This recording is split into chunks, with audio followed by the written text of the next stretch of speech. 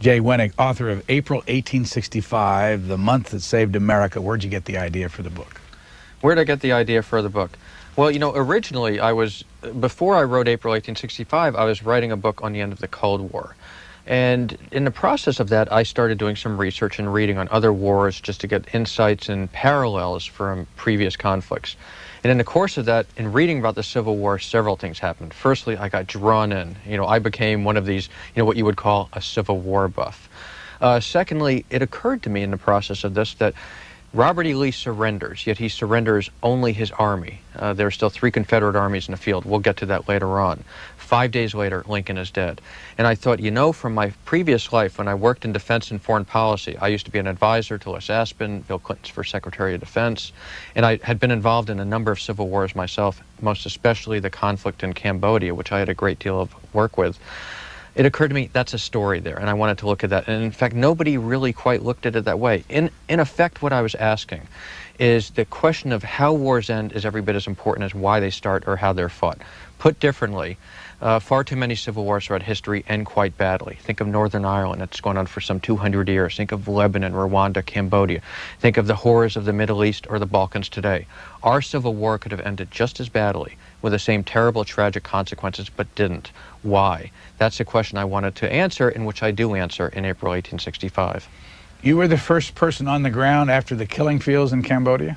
Not the first person on the ground, but I was the first person to go back to Cambodia in an official airplane since the killing fields and since we broke off relations. And it was really quite a trip. We didn't know who we'd meet with. I had to go meet with the Vietnamese the day before in Thailand to make sure that we wouldn't even be shot down. And we didn't know how long we'd be there. We didn't know what kind of reception we'd get. You couldn't telephone. You certainly couldn't email. You certainly couldn't fax. It was really a black hole removed from the rest of the world, and a civil war was raging there literally when we landed. And it was a fascinating trip, but one of the things that this work in other foreign civil wars stimulated in me was a real interest in our Civil War. What are some of the other civil wars you've seen up close, contemporary? Yeah, I've been to the Civil War in Nicaragua during the Sandinista period. I've been to the Civil War in El Salvador, and during that Civil War, I still vividly remember being in an armored car with a lead car in front of us and a chase car behind us, and we had a sort of garrison of machine guns protecting us because the Civil War was so raging out of control, and that was another Civil War I'd been to. I had been to the former Yugoslavia just as it was about to dissolve, and I also saw the sort of dissolution of the Soviet Union. Not quite a civil war, but it has variations of it, and had a fascinating several weeks where I met with Lech Walesa, Jaruzelski, who was the commander, who was the communist president of Poland. We went through Czechoslovakia, and we just went through all of Eastern Europe as it was dissolving, and it was really history at its making. And I felt privileged and excited to be there, and it also gave me an enormous pool to draw upon when I would later sit down to write this book. What do you do now on a full-time basis? Yeah, that's what my father wants to know, and we were discussing that earlier. I now write full-time. I used to be in government. I worked with the Foreign Relations Committee, the Armed Services Committee. I advised Les Aspin, who was the first Secretary of Defense for Bill Clinton. I made a decision when the Cold War ended that I wanted to do something different. I came to Washington not to have a job, but to do a job. And when the Cold War ended, I wanted to do something sort of that would challenge me anew. And that became writing. And the first book I wrote was about the end of the Cold War. It was called On the Brink. And then I hit upon this idea for April 1865, and the last 4.5 years, that's all I've been doing. I get up every day, I have the same schedule, I have the same routine, and I either research or I write. And at this point, I really couldn't imagine doing anything else. In both administrations, the Clinton administration and the Bush administration, people said to me, you've got a lot of contacts, you know a lot of people, you've got the background, why don't you go into the administration? And at this point, I just couldn't imagine doing it. I love writing, and I hope to continue doing it. You read the acknowledgments, there's a conflict to try to figure out where you might be coming from politically. One of your favorite people is Stephen Solar, is a former Democratic congressman, and also this is underwritten by the Bradley Foundation, which is often known to underwrite conservatives. Help me out on the ideology thing. Right. Well, the ideology for April 1865 is there is no ideology. I've been in Washington a long time. I'm fairly well connected in both parties and with people of all political stripes. Steve Solars is somebody who I worked with extensively. during the Cambodia crisis, and I've come to know him quite well. We played tennis together, and I think the world of him. I think he's a terrific guy and a wonderful statesman in America. The Bradley Foundation has been helpful to me in providing additional research monies. It's always a question with authors. Do you have enough, no matter how much money you get paid, and I got a nice advance for this, but it always runs out.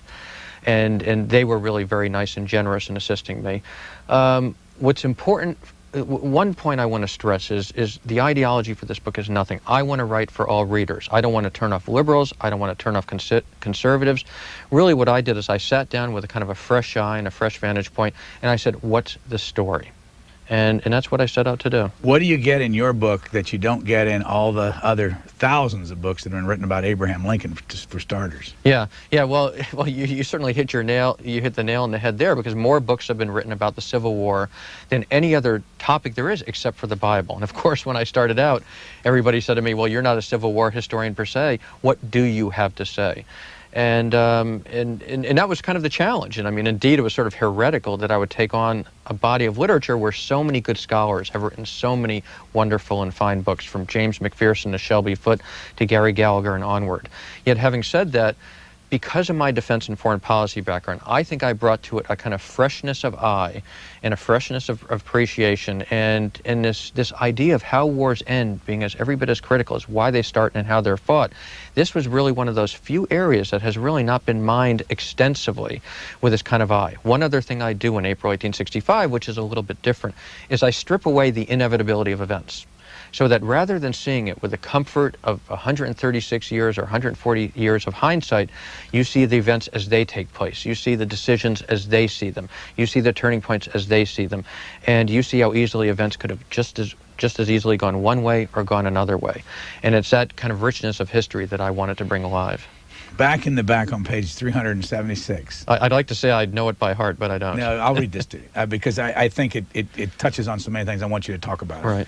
You do the what if. Yeah. What if this happened rather than that? What if Lee had found an abundance of food at Amelia Courthouse and safely made his way south to link up with Joe Johnston? Explain that. Yeah, no, this is one of the great moments in American history, and it's fascinating. It's filled with drama. The setting that is taking place is as follows. Richmond and Petersburg have just fallen, and Robert E. Lee, with his great army of Northern Virginia, having bested or eluded every other Union general before them, now is trying to hook down south to meet up with General Joe Johnston, another Confederate general. He has a one-day leap on the Federals, on U.S. Grant, and his goal at this point is he's going to hook down south, link up with Johnston. They will strike out, of all people, Bill Sherman, and at that point they will take to the hills. And as Robert E. Lee once said, if he can get to the Blue Ridge Mountains, he could continue the war for another 20 years. And far from being dispirited when Petersburg and Richmond fell, the men were actually quite elated. Their spirit was high, their morale was high, because Robert E. Lee had performed miracles before, and so they believed once out in the open, he could do it again. That was out in the open where he was his most aggressive. It was out in the open where he was his most audacious. What was the timing on this? The timing was after April 2nd. It was April 2nd leading until April 9th when he was surrendered. You're in that last month. You're in that last month. Thank you. In that last month, in the final 4 weeks, and yet this retreat is contingent upon one thing: they need food. They leave without food. So they're marching in the heat of the Virginia sun. They're marching in the cool of the Virginia nights, hour after hour, for a day and a half straight. And eventually they come to the small little sleepy village called Amelia Courthouse. It's got spanking white picket fences and weathered cottage houses and tumbled roses running over the walks, and thousands of men descend in. And eventually Lee himself comes in there, and he let out this loud, lusty cheer, because this is the moment they've all been waiting for. They're going to find food, they will rest, and then they will move down south and continue this war. Lee gets to the train, which has the food waiting for him, 350,000 rations. They open it up, and what do they find? They find guns, they find cannon, they find caissons, they find weapons, they find everything but food, they find everything but tea, they find everything but water. A mere administrative mix-up has threatened to undo this mighty army of Northern Virginia as much as any of the Union generals before them. These are the quirks and the turns of the wheel of history. What if he had decided that honor lay not in surrendering, but in fighting on and on for Mother South with organized guerrilla warfare? Yeah, this we should discuss in a little bit of detail. The month of April 1865 actually starts out, let's not take it in the South, but move it into the north for a second. A meeting that Abraham Lincoln has with his two top generals, U.S. Grant and Bill Sherman. He wants to talk about the war, when it will end, what will happen, how will it happen. And one of the first things he says to Grant is he says, you know, must more blood be shed? Must there be a final bloody Armageddon? And of course, picture Lincoln for a second. Just imagine it in your mind's eye. He is so exhausted and worn by this ongoing tornado and wreckage of war. He is 30 pounds underweight. His hands are routinely cold and clammy. He is so sick of this ongoing war, he has recently held a cabinet meeting from his bed. So he says to Grant, must more blood be shed? Grant shakes his head sadly and says, Lee being Lee, Robert E. Lee, the commanding general of the Confederate armies being Lee, more blood will be shed.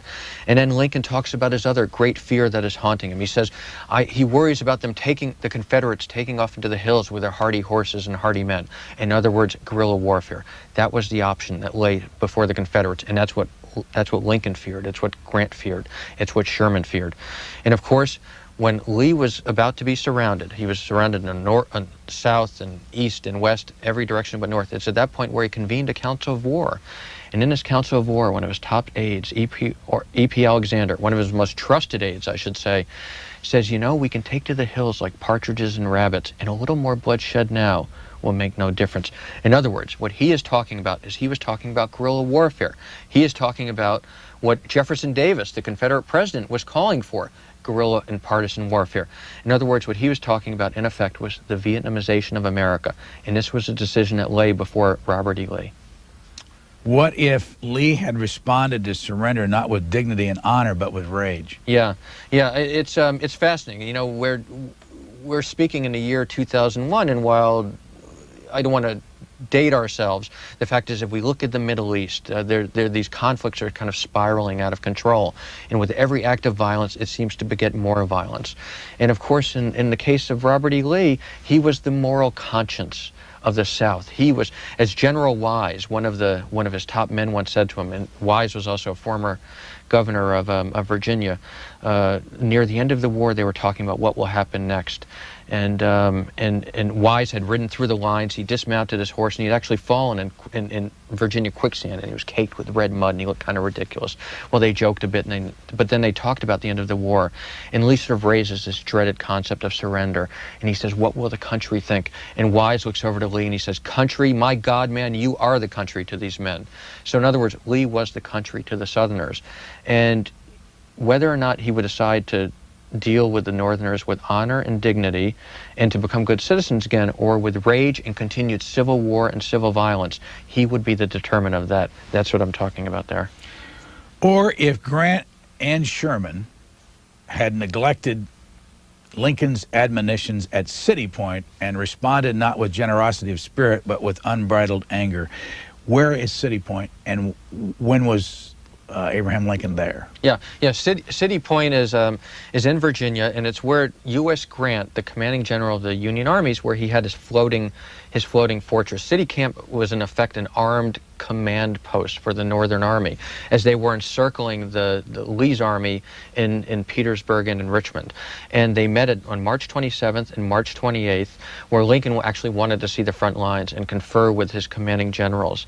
And it was from City Point that Lincoln, in the same meeting that he talks about his fears of guerrilla warfare, in the same meeting where he talks about his fear that there will be a final bloody Armageddon, he does something quite unique. Abraham Lincoln says, when this war is over, there must be no hangings. There must be no bloody work. And of course, what is sort of looming large in his mind is the specter of the French Revolution, because it loomed large in the minds of all Americans. And of course, to remind our listeners and our viewers here, in the French Revolution, the revolutionaries started out with the best of intentions, and before everybody knew it, they were guillotining the opposition, and before everybody knew it, they were guillotining each other, and before everybody knew it, it would engulf all of a continent.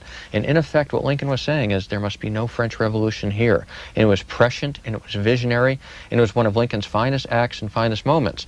And Grant would carry it out brilliantly at Appomattox during the surrender, where rather than treating Lee like a defeated, dishonored foe, he would treat him with great dignity and grace, and it would be one of the most poignant scenes really in our history. We're in Washington, D.C. If you had to go to Appomattox, how would you get there from here? You let my wife drive you. No, you would, I mean, I can't tell you the exact highway, but it's about 3.5 hours from Washington, D.C. And Appomattox is one of these sleepy little places that does not get nearly enough attention, but it is well worth going because it's in In what state? In Virginia, I'm sorry, in Appomattox. And the best way to do it is really you can go to Richmond first, and you can actually do a little tour of Richmond. You can sort of recreate the burning of Richmond as happened on April 2nd and April 3rd in 1865. And from there you can go down to Cold Harbor, and you can see the ghastly fighting of 1864. And then you can actually do Lee's retreat, and they have it marked out in Virginia. And I did it. I mean, I did it with my wife. We drove it. We walked those fields. We walked those roads. We actually sort of did it on the day that Lee did it. And people can do it now, and it's just wonderful. I mean, you really are transported back in time, and it's a trip well worth taking. Back to the what ifs. Or if there had not been an honorable stacking of arms and mutual salute to set the tone for the end of the war, but hangings and humiliation. Yeah, this was one of the crossroads. Throughout history, far too many civil wars end with that sort of bloodshed, with hangings or killings or beheadings. In fact, just think about it. The morning that Lee has made this fateful decision that he's going to surrender, and at that point he sort of straightens himself up and he says, and now I must go meet General Grant, and I would rather die 1,000 deaths than do that. History has more often than not telescoped and simplified what happens. They have simplified it to say that there is a Lee's vain quixotic retreat. They've said then there's the dignity of Appomattox, end of war, end of story. In truth, it's far richer. Let's ask the first question. How would Lee be treated when he goes to meet U.S. Grant? He didn't know. What we do know is Lee that morning was actually quite nervous, uncharacteristically so. He was speaking in mumbled half sentences. And well, he should have been nervous because throughout history, as he knew all too well, defeated generals and revolutionaries and traitors were typically beheaded, or they were hung, or they were imprisoned, or like the General Napoleon, they were exiled. And in fact, that very morning, the Chicago Tribune editorialized, hang Lee. And just days earlier, in the Union capital of Washington, D.C., Andrew Johnson, the vice president of the Union, went out with several senators and before a thronging crowd of hundreds, maybe over 1,000, and gave a rousing speech in which he said, we must hang Davis, we must hang Lee, we must hang them 20 times. So in fact, Lee didn't know what to expect. And that Grant would treat him with such tenderness and dignity, and it's such a rich scene. He was carrying out Lincoln's vision at City Point of no bloody work, no hangings, but it was really unique in the chain of history. I was talking about your book with some friends the other day, and somebody said, well, Lee and Grant knew each other well at West Point. Well, you address this in the book. Yeah. They didn't know each other well at West Point. But what is interesting is the sort of bonds that are forged in war. And let me sort of set the scene for a second to explain this. Let's go to the Wilderness for a second, because this is where the Wilderness is the 6-week campaign in 1864 before they begin the siege in Richmond and Petersburg. And it's where Lee and Grant squared off for the first time. In the first 2 days of the Wilderness, Grant loses 17,500 men. He goes into his tent that night and he weeps like a baby. And the next morning when he comes out, everybody expects him to do what every other Union general had done, retreat. Memorably, Grant says, we will fight it out if it takes all summer. Of course, it will take all year. Just a few weeks later, at Cold Harbor, in the first 9 minutes alone, Grant will lose 10,000 men. That is twice as many men who will die of all the Confederates in the entirety of the Gettysburg conflict. And he does it within 10 minutes. And in this entire 6-week skirmish, Grant will lose as many men as Lee has in his entire army. And he will lose as many men as we will lose in the entirety of the Vietnam War. So out of this ghastly warfare, this bloody battling, the irony is that these two men came to respect each other, almost to fear each other and to admire each other.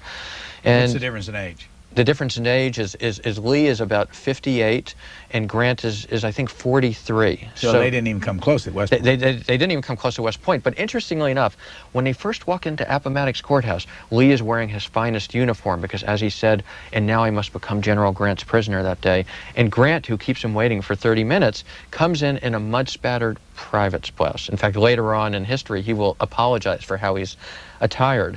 And, you know, picture this scene for a second. A small little home, Wilbur McLean House in Appomattox Courthouse is a little village of about 8 structures or so and rolling hills. And outside in these rolling hills are thousands of men who are standing at rapt attention to watch this amazing piece of historical theater to take place. In fact, you know, when the surrender is over, I'm going to digress for a second, everything will be ripped apart from the Wilbur McLean house. The desks, the pens, the floorboards, the wallpaper, even a tree that Lee himself will have leaned against that morning will be ripped apart, so there's nothing except for a hole there. Because everybody knew that day that history was taking place and they wanted a piece of it. And so they were standing rapt at attention. But inside in the small little home, Grant comes in, and, you know, rather than talking about the surrender, they talk about the old days. And I think this is what your friends are referring to, because Grant says, you know, I remember you from the Mexican War. And what does Lee do? Lee looks at him, and he says, you know, all these times in this battle, I've tried to recall your face. I could never quite do it.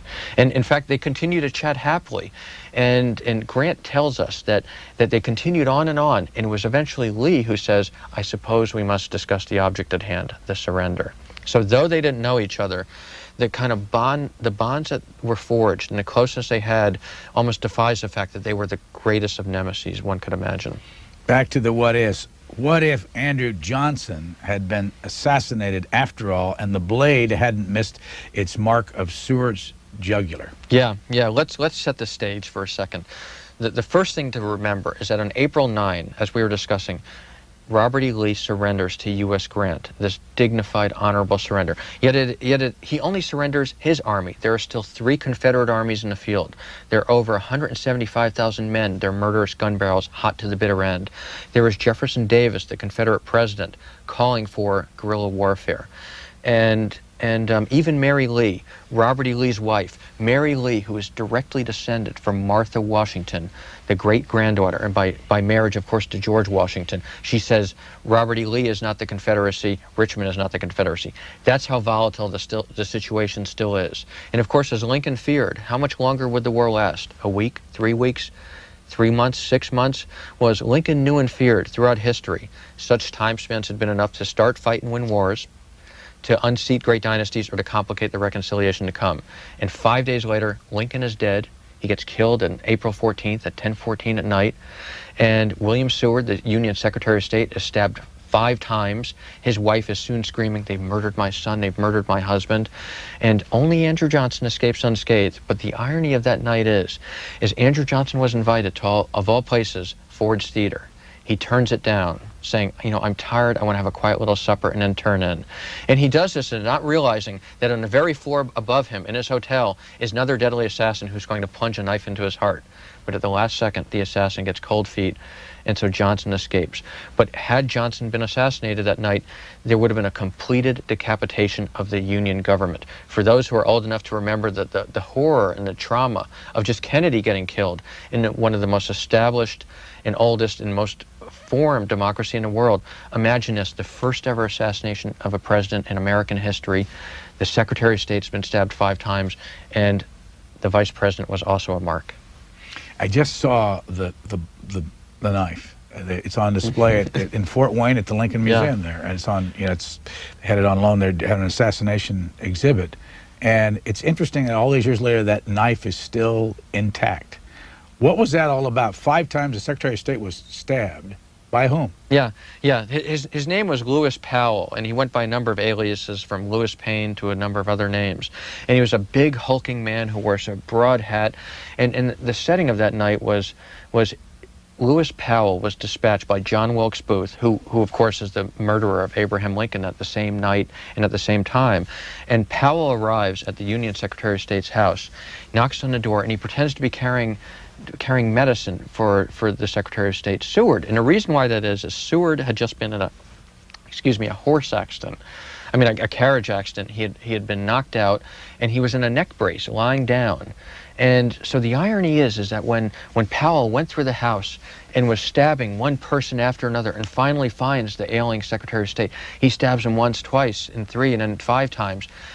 What we know, or what is clear, is he stabbed a number of times the neck brace, and that is the only reason why Seward wasn't killed.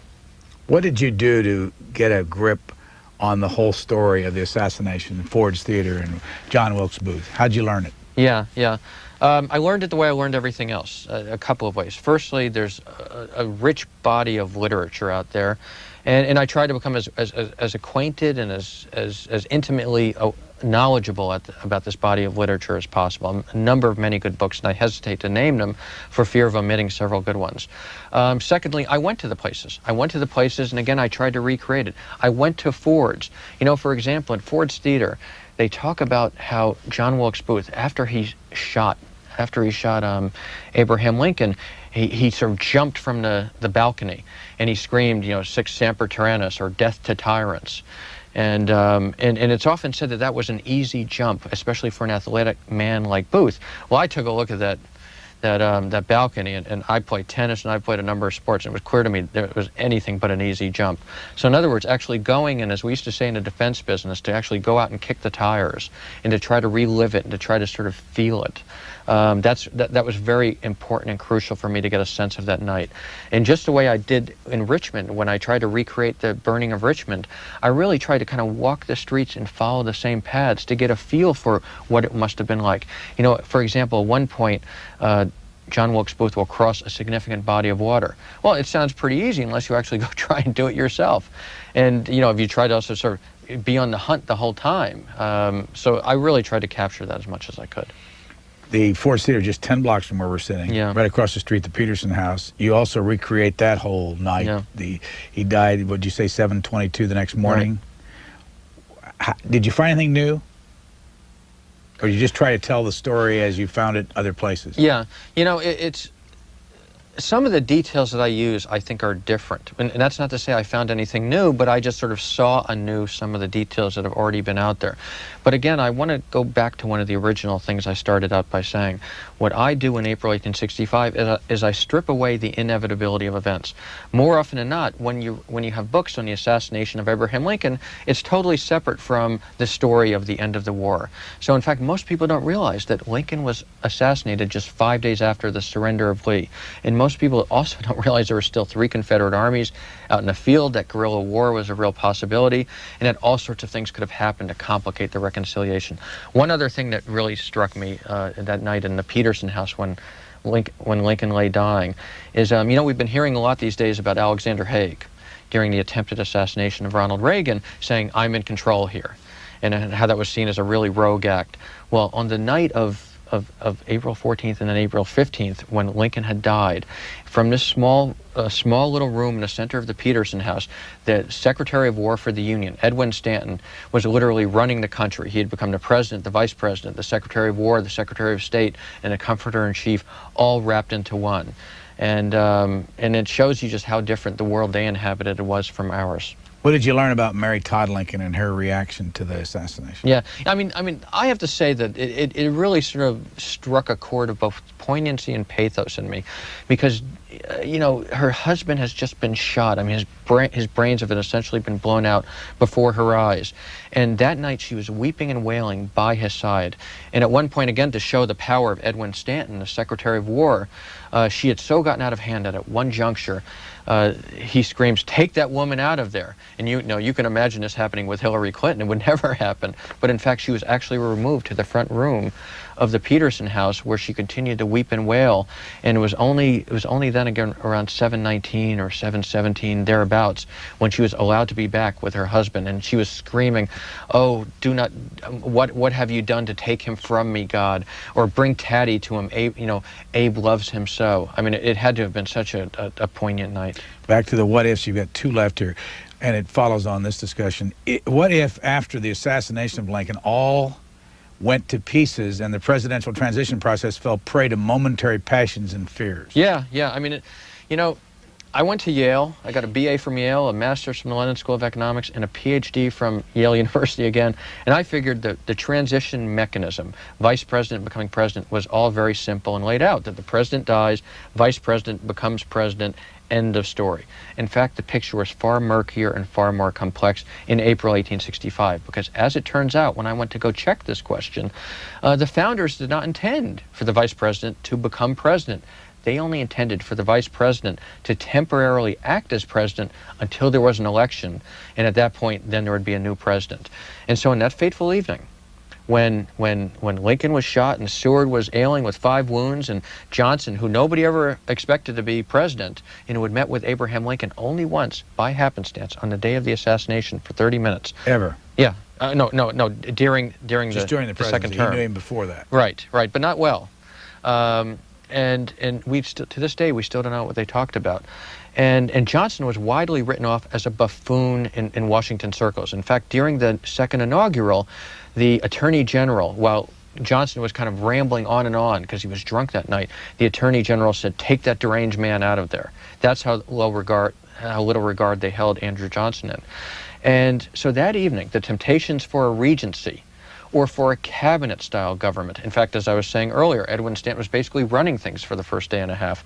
For a regency or cabinet-style government were great, or for that matter, for a military-style intervention. You know, after the assassination of Lincoln, there would be such turmoil, such chaos and anarchy gripping the Union capital. In fact, the New York Times would editorialize, if this were France, all the country would be in bloody revolution by 24 hours. They were in such turmoil that the Union cabinet would soon be discussing whether or not, in effect, a Napoleonic coup was underway. And who did they think was behind it? None other than one of their greatest generals, Bill Sherman. And that's why I think it's so important to go back and kind of recreate the world, not as we see it with hindsight, but as they saw it, so we can see the turning points that they confronted. Last what if Joe Johnston had not decided to disobey Jefferson Davis's orders, who was Joe Johnston? Yeah, Joe Johnston was the other principal Confederate commander in the field beyond Robert E. Lee. So after Lee surrendered, Joe Johnston was still out there. And Johnston and Sherman had been engaged in 10 days of extensive negotiations about what was to come next. And Jefferson Davis, the Confederate president, sent orders to Johnston in which he basically said, "Fight on." Imagine those words ringing like a klaxon in his head. But Johnston's final actions were not to do what Davis said, but his final act is really an act of disobedience. He said no, and he concluded a surrender there following Lee's example. And by doing that, he played a great